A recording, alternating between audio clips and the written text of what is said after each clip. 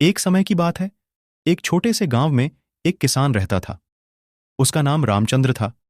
रामचंद्र एक बहुत ही मेहनती और परिश्रमी किसान था।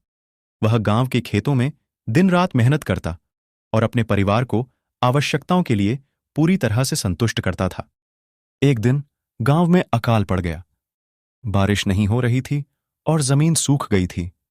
सभी किसानों को अपनी फसल के लिए चिंता होने लगी। लेकिन रामचंद्र डरने वाले नहीं थे। वह जानता था कि मेहनत से किया हुआ काम कभी बेकार नहीं जाता है। रामचंद्र ने अपने खेतों को और अच्छे से सिंचित करना शुरू किया।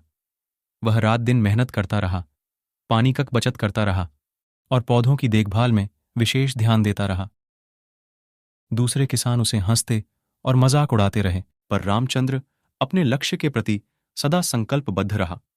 कुछ समय बाद बादल उमड़ आए और बारिश शुरू हो गई।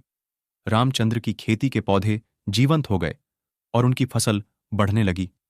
वह खुशी से झूम उठा, क्योंकि उसका मेहनत और धैर्य उसे उनके सपनों की प्राप्ति तक पहुंचा रहे थे। फसल काटने के बाद रामचंद्र ने अपने परिवार के साथ आराम से खुशहाल जीने का आनंद लिया। उसकी मेहनत और परिश्रम ने उसे गर्व महसूस करवाया। वह गांव के बाकी किसानों के लिए एक प्रेरणा स्रोत बन गया। आखिरकार गांव की जनता ने उनकी मेहनत और समर्पण को मान्यता दी और उन्हें सम्मानित किया। रामचंद्र की कहानी और संघर्ष गांव के अन्य किसानों को भी प्रेरित करते रहे।